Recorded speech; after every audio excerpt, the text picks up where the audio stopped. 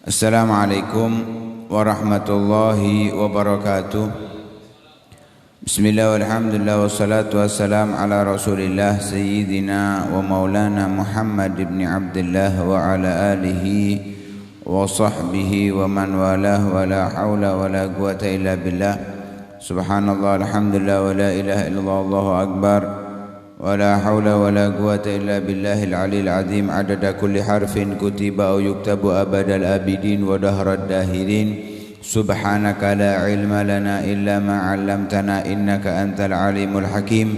Nawaina ta'alluma wa ta'lim wa naf'a wal intifa'a wal mudzakarata wa tadhkir wal ifadata wal istifadah wal hatha 'ala tamassuki bi kitabillahi wa sunnati rasulihi wa du'ai ilal huda wa dilala 'alal khair ibtigha'a wajhillahi wa mardatihi wa qurbihi wa thawabihi subhanahu wa ta'ala.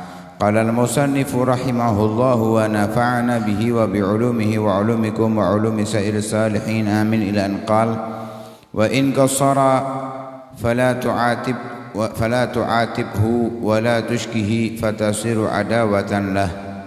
Wa kun kal mu'min yatlubul ma'adhir wa la takun kal munafiq yatlubul uyub wa qul la'allahu qassara li'udhrin lahu lam attali' alaih wa la ta'idhanna ahadan minhum ma lam tatawassam fihi awalan makhayil al-qabul wa illa lam yastami' minka wa sara khasman alaik.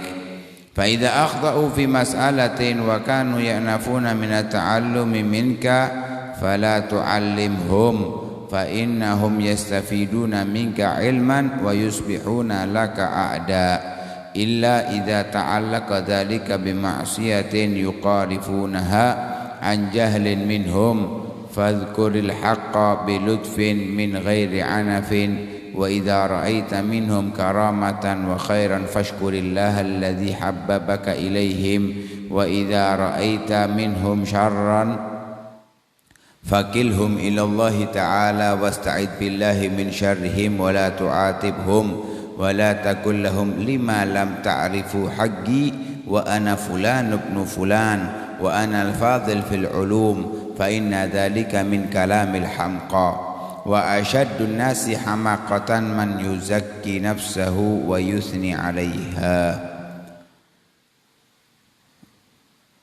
Melanjutkan daripada pembahasan sebelumnya. Di pertemuan sebelumnya pada akhir itu disebutkan wa idza sa'alta wahidan hajatan faghadhaha fashkurillaha ta'ala washkurhu. Bila kamu meminta bantuan oleh seseorang dan dia menuntaskan bantuannya kepada kamu, maka bersyukurlah kepada Allah Subhanahu wa ta'ala terlebih dahulu, kemudian berterima kasihlah kepada orang tersebut. Sebab Rasulullah mengatakan man lam yashkurin nas lam yashkurillah. Siapa yang tidak berterima kasih kepada seseorang yang membantu, maka dia tidak dikatakan bersyukur kepada Allah Subhanahu wa ta'ala. Namun bila ada dari teman kita, orang-orang yang kita kenal, mereka gossara fi hakik, teledor, kurang perhatian dengan hak kita, nggak menjalankan hak pertemanan kepada kita. Kita butuh bantuan kok nggak bantu. Dia teledor akan hal tersebut, fala tu'atibhu, jangan ditegur atau jangan dimarahi, jangan dikatai, biarkan aja. Karena itu pernah terjadi oleh Imam Ahmad bin Abi antara fi jawabika ma huwa syarrun minal awal. Gurunya Imam Ahmad bin Abil Hawari, yaitu Imam Abu Sulaiman Ad-Darani, mengatakan bila kamu berteman dengan seseorang di zaman ini zamannya sebelum zaman Imam Syafi'i, Imam Ghazali, zamannya sebelum zaman Imam Ghazali. Jika kamu berteman dengan seseorang di zaman ini, maka jangan pernah kamu tegur dia atas apapun yang tidak kamu senangi darinya. Kenapa? Kamu tidak akan aman dari melihat di dalam jawabanmu apa yang lebih buruk dari yang pertama. Artinya kalau kita tegur, jawaban dari teguran kita ini menyakitkan kita, sehingga kita akan murka nantinya, tambah terjadinya pertikaian. Itu yang tidak diinginkan. Karena itu kalau melihat dari teman kita ada keteledoran dalam hak kita, dia nggak memperhatikan hak kita, padahal kita sudah berteman dengan dia, kita butuh kok nggak dibantu, jangan pernah kita tegur atau jangan pernah kita murkai dia. Nah itu dicoba oleh Imam Ahmad bin Abil Hawari, persis apa yang dikatakan gurunya terjadi. Nah, yang diuji ucapan gurunya ini dipraktekkan terjadi. Nah, cobaan wis. Ya. Ngikuti Imam Ahmad bin Abil Hawari. Kalau ada teman kita berbuat sesuatu yang tidak menyenangkan kepada kita, mungkin terlalu ketika kita benar-benar butuh, dia nggak membantu, nggak muncul. Ya, coba kita tegur. Oh, aku nak butuh nih, tambah gak muncul singitan. Kira-kira jawabannya gimana? Pasti menyakitkan. Sebab apa? Seakan-akan membuat dia menganggap dia salah. Seakan-akan membuat dia salah. Lah wataknya seseorang nggak mau disalahkan. Dia ono maling lho diwara disalahno lho gak gelem. Ya, mesti ono dalile. Aku kepepet dan pokoknya ini kan salah, tapi nggak mau disalahkan. Orang Indonesia mayoritas, ndak gelem disalahno. Sing ono nyalano, sing seneng nyalano, disalahno ndak gelem. Padahal sebetulnya duduk disalahno, sebenarnya itu dibenerno. Sebetulnya dibenerno, tapi ngerosoi disalahno. Kon iku asine jok ngono ngene lho. Iku dianggap disalahno, padahal orang baca Al-Qur'an keliru sama seseorang sebetulkan, dia ngerasanya apa? Aku mbocok disalahno. Loh, tutup disalahno iku dibenerno. Tapi pemikiran orang Indonesia yang ada dalam diri kita apa? Kita merasa itu disalahkan, padahal itu dibenarkan. Lah, agar tidak terjadi pertikaian, enggak usah ditegur, biarkan aja. Dan juga wala tuskihi, jangan disebar-sebarkan kepada orang. Ngomong wah kowe butuh iku gak muncul blas iku. Koyo kanca, lek pas dhek apa butuh muncul ketok air ini. Ngomong wayahe aku sing butuh ngilang. Ayo. Disebarkan kepada orang. Lah ini juga menimbulkan perpecahan, fatasiru adawatan, maka kamu akan menjadi timbul permusuhan dengan dia. Lah karena itu kita diajarkan kun kal mukmin, jadilah seperti orang yang beriman. Apa seperti sifatnya orang beriman itu? Yatlubul ma'adzir, mencari alasan-alasan. Wala takun kal munafik, jangan seperti orang yang munafik. Apa orang munafik sifatnya? Yatlubul uyub, mencari kekurangan dan kesalahan. Kita itu ketika berteman dengan seseorang, ada keteledoran, kesalahan darinya, jangan langsung kita hukumi. Kita itu penuhi dengan husnudzon kepada dia. Carikan alasan. Oh mungkin dek gak bantu alasannya ngini. Oh mungkin dia gak bisa bantu alasannya seperti. Oh mungkin, itu cari terus. Itu sifatnya orang beriman. Gak mau orang beriman itu iku gelem goleki kesalahan wis. Buat apa? Untuk dibongkar, diumbar. Itu sifatnya orang munafik. Orang mukmin enggak. Karena itu waqul, katakan dalam diri kita sendiri. Dalam diri kita, ketika teman kita itu teledor, sembrono, enggak perhatian dengan kita, katakan dalam diri kita la'allahu ghassara li udrin lahu lam attali alaihi.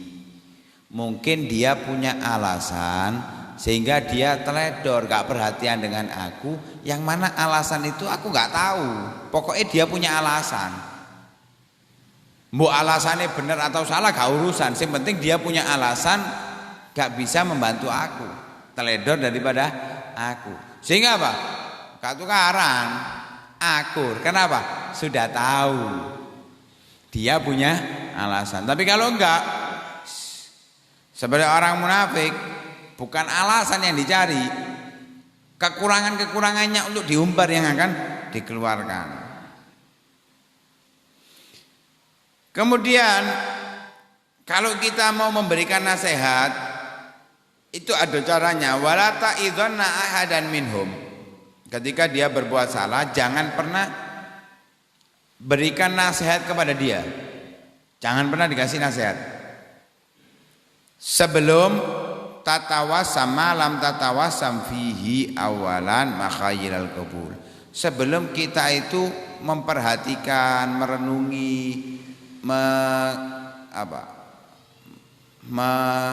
merasakan dalam diri kita, mungkin diterima apa enggak. Jadi ketika dia teledor atau berbuat salah, itu kalau kita mau ngasih nasihat, kalau negur kan dengan keras, kalau nasihat kan dengan lembut. Itu kalau kita mau ngasih nasihat, itu pikir dulu, kira-kira kalau kita sampaikan itu diterima enggak? Kemungkinannya diterima itu besar atau kecil? Kalau kecil wis gak usah. Tapi kalau besar kemungkinannya, insya Allah 90% diterima nasihati. Kalau enggak ada, jangan. Kenapa? Wa illa, kalau enggak ada kemungkinan untuk terima, lam yastami' minka, tidak akan ia mendengarkan ucapanmu. Mungkin dirungokno, mlebu kanan metu kiri. Kenapa? Kesusu nasihat. Kita itu kalau mau nasihati seseorang, siapapun enggak harus teman, itu pikirkan bagaimana nasihat kita itu diterima. Tapi jangan berharap pasti diterima. Ya, kadang kita itu kalau ngasih nasihat kok harus diterima. Jangan. Terima atau enggak itu urusannya si pendengar. Cuman ketika mau menasehati, cari cara, momen sekiranya kita nasihat itu diterima. Urusan diterima atau enggak urusannya dia. Itu urusannya dia. Wis kan podo-podo urusane wis sembarang wis pokoke tak nasihati wis salah. Seperti orang bekerja. Orang bekerja enggak tahu ini ada keuntungan atau enggak, wis pokoke aku kerja. Ya bangkrut riko. Lihat, ini kemungkinan kalau saya jual, ini prosentase perdagangannya itu kemungkinan kenaikannya setiap bulan sekian persen. Ini masuk ini kalau kita baru jalan. Kenapa? Kemungkinan akan belum tentu, padahal dodolan ya bisa bangkrut. Walaupun kelihatannya seperti kayak menarik, tapi dia jalan mungkin bisa jadi bangkrut. Tapi dipikirkan dulu kemungkinan besar ada keuntungan gitu loh. Kalau nggak ada sama sekali, nggak digambarkan, moro-moro langsung buka, tutup, kukut. Nah, karena itu ketika kita mau memberikan nasihat seseorang, pakai cara yang baik dan juga cari momen yang tepat sekiranya diterima nasihat apa yang kita ucapkan tadi. Kalau sampai nggak kita perhatikan, sudah kita nggak didengar, wasara khosman alaik, dia akan menjadi musuh kita. Pasti bantah, debat, banggel, tukaran. Nasihat nggak tepat waktunya, wah jadi tukaran nih. Aslinya tujuannya bagus, caranya salah. Fa idza akhtau fi mas'alatin wa kanu ya'nafuna minat ta'allumi minka, bila mereka teman-teman kita itu berbuat salah di dalam satu perkara dan mereka tidak mau belajar dari kita. Kalau dalam kitab yang lain min kulli ahad, enggak mau memang belajar wis. Enggak mau belajar baik dari kita ataupun dari orang lain. Fala tu'allimhum, jangan diajari. Dia berbuat salah tapi dia ini tipenya orang yang enggak mau belajar. Kasarannya itu kalau zaman sekarang sok tahu, sok pinter, kemeru. Ya. Nah, ini yang banyak zaman sekarang ini. Wong sing keminter, gak eruh tapi koyo-koyo eruh. Akhirnya berbuat salah. Contoh. Ini maaf. Lek ono sing kesender ya maaf no ya. Umumnya mutim zaman sekarang itu cara memandikan mayit ngawur. Kadang sampai mudah belajar. Lek kirane dikandani ngamuk enggak? Hah? Kok niki arek zaman kapan? Aku wis mulai biyen. Loh, kon masih mulai biyen, lek kon gak tahu maca kitab ya pinteran aku, lek aku sing maca kitab. Kan seperti itu. Lah, tapi ini kalau kita sampaikan gak tepat. Kan gitu. Dia nggak mungkin mau belajar dengan kita atau kepada orang lain. Kenapa? Terus ngerasa aku mudin, aku iki tokoh agama. Kan ngono ah. Orang KUA sebanyak kan seperti itu. Loh, memang nyatanya memang seperti itu dan terjadi banyak kesalahan-kesalahan yang ada. Takmir masjid, wakil tambahan, sing keminter yo. Wis engko milih khutbah khotib sembarangan, khotibe gak tepat. Poleke iso sambutan di acara walimah, dadi khotib Jumat. Waduh, gak karu-karuan. Ini pas dengan sabdanya Nabi, idza wusidal amru ila ghairi ahli fantadhiris sa'ah. Kalau sudah suatu perkara itu diberikan kepada orang yang enggak pas, maka tunggulah kiamat. Ya, khotib duduk ahli fikih, ahli dalam bidang fikihnya gak dipilih, sing dipilih. Yang ahlinya gak dicukup blas. Imam pokoknya sekedar wong iso maca Al-Qur'an dadekno imam. Ditakoni syaratnya salat piro karo. Woro aku 8, sebutno bisa. Takoni maneng, luwe jero maneng. Terus banyu iku dibagi piro? Karo wis. Pokoke ero banyu ono banyu suci ambek najis wis ngono tok. Ya sesat maring ngono mate nggih. Lah itu perlu diperhatikan. Kalau suatu perkara itu harus diberikan kepada. Nah, kembali ke topik pembahasan. Ketika kita memberikan nasihat kepada orang yang berbuat salah, teman kita, sekiranya dia itu nggak mau belajar dari kita atau dari orang lain, artinya ngerosok keminter, gak usah diajari. Fala tu'allimhum, jangan dikasih tahu. Tapi nanti saya kasih garis bawah ya, saya kasih garis bawah. Fa in ahum yastafiduna minka ilman wa yusbihuna laka a'daan. Kenapa? Kalau kita ajarkan saat itu sedangkan dia nggak mau mencari ilmu dari kita atau dari orang lain, keminter, dia akan dapat ilmu dari kita, tapi kita akan jadi musuhnya dia. Ilmu yang kita sampaikan pasti masuk ke dia.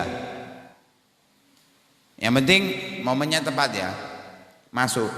Ataupun walaupun momennya nggak tepat, nasihat itu akan masuk kepada dia walaupun nantinya, nggak sekarang, nanti. Tapi wis dadi musuh wis, gak koncoan maneng. Nah ini yang nggak benar akhirnya, timbulnya kesalahan. Tapi di sini kasih perkecualian sama Imam Ghazali, illa idza ta'allaqa dzalika bi maksiatin yuqarifunaha an jahlin minhum fadhkuril haqqo bi lutfin min ghairi anafin. Kecuali kalau kesalahan tersebut berhubungan dengan kemaksiatan seperti ngadusi mayit muda. Nah, itu harus dikatakan kebenarannya. Yang mana kesalahan itu timbul karena kebodohan. Walaupun ngerosone wonge pinter, tetap hakikatnya dia adalah orang bodoh. Gak boleh podo lanange. Walaupun sesama laki-laki, auratnya itu antara pusar dan lutut. Diudani mek tutupi kemaluane tok, iku pun kadang ya sik kebuka. Haram melihat bukan auratnya saat memandikan mayit, melihat bukan auratnya tanpa ada keperluan makruh. Melihat auratnya tanpa ada keperluan makruh, apalagi auratnya haram. La'anallahu nazir wal manzur ilaih. Yang melihat dapat laknat, yang dilihat juga dapat laknat. Tapi kalau mayit yo gak dilaknat gara-gara dibuka. Mayit yo gak iso nutup padha wae. Ya, lek mayite nutup belahi kabeh. Mayitnya jadi korban. Lah, karena itu harus kita rubah. Cara memandikan mayit itu kita rubah. Nah, insya Allah hari Ahad besok ini ada untuk perempuan, tapi sementara ini untuk perempuan. Hari Ahad besok ada pembelajaran cara merawat mayit dari meninggal sampai dikubur. Tapi untuk perempuan. Tapi mungkin untuk perempuan nggak sampai dikubur, hanya sampai memandikan dan mengkafani saja. Khusus perempuan. Nek kepingin takok kapan waktunya, tanggal berapa, nanti bisa tanya. Yo cok melok sing lanang, wedok tok sing melok. Kemudian sampaikan kebenaran itu dengan lembut. Harus kita sampaikan kebenaran dengan lembut.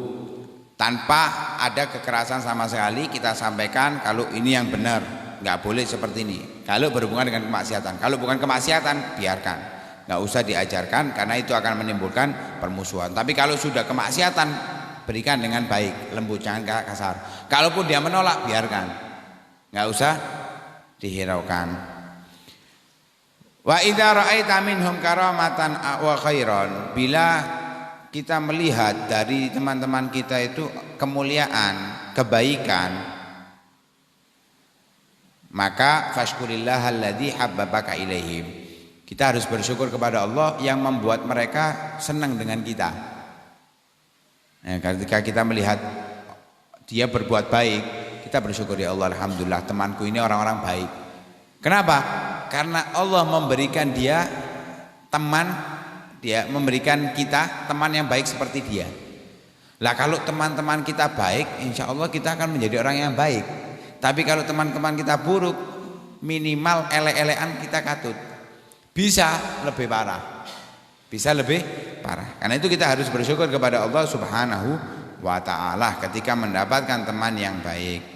Wa idza ra'aita minhum syarron, kalau kita melihat dari mereka itu ada yang berbuat keburukan atau berkata keburukan, fakilhum ilallahi ta'ala wasta'id billahi min syarrihim. Maka pasrahkan kesalahan itu kepada Allah. Wis, biar Allah yang mengurus mereka, dan berlindunglah kepada Allah dari keburukan mereka agar tidak menimpa keburukannya kepada kita. Seperti beberapa pertemuan yang lalu itu sudah kita bahas. Wala tu'atimhum, jangan pernah kita tegur, walaupun kita tegur secara pribadi. Jangan pernah kita tegur secara pribadi, kecuali kalau memang dia yang minta atau ketika kita yang ngomong dia nerima, dia bisa berubah, baru boleh kita tegur. Wala taqul lahum lima lam ta'rifu haqqi wa ana fulan wa ana al-fadil fil ulum. Jangan pernah kita katakan kepada mereka, kenapa sih kamu kok gak tahu hakku? Berbuat buruk kepada kita, berbuat jelek kepada kita, atau gak sama sekali dengan kita ngurusi, padahal kita memperhatikan dia. Jangan pernah kita ngomong, oh ini gak tahu ngereken aku, gak tahu perhatian sama aku. Padahal aku iki fulan bin fulan, aku ini orang yang punya ilmu, kok tidak pernah merhatikan. Jangan pernah mengatakan kata-kata tersebut. Kenapa? Karena kata-kata itu min kalamil hamqo, dari ucapan perkataan orang-orang yang bodoh, yang mana itu disabdakan oleh Rasulullah, di antaranya dari hadisnya Nabi dikatakan oleh para ulama, wa asyaddun nasi hamaqatan man yuzakki nafsahu wa yusni 'alaiha. Orang yang paling buruk, orang yang paling bodoh adalah orang yang menganggap dirinya bersih dan selalu memuji dirinya sendiri. Menganggap dirinya sudah bersih dan baik, ini salah. Nah, itu akan muncul sifat al-kibru wal ujub, sombong dan bangga diri. Itu adalah di antara penyakit yang dapat menghancurkan seseorang, seperti dulu pernah kita bahas, salasun muhlikat, syuhun muta' wa hawan muttaba' wa ijabul mar'i bi ra'yih atau bi nafsih. Pelit yang keterlaluan, yang diikuti, nafsu yang dituruti juga menganggap dirinya atau merasa bangga diri atas pendapatnya atau atas dirinya, termasuk hal-hal yang dapat menghancurkan. Karena itu yang kita harapkan, mudah-mudahan Allah Subhanahu wa ta'ala memilihkan kita teman-teman yang baik, menjauhkan daripada teman-teman yang buruk, dijauhkan daripada pergaulan yang menyesatkan, yang membodohkan, dan mudah-mudahan Allah Subhanahu wa ta'ala jadikan teman kita orang-orang yang soleh, sehingga kita katut menjadi orang yang soleh, dikumpulkan bersama orang-orang yang soleh kelak di hari kiamat. Amin amin ya rabbal alamin. Wa sallallahu ala sayyidina Muhammadin wa ala alihi wa sahbihi wasallam walhamdulillahi rabbil alamin.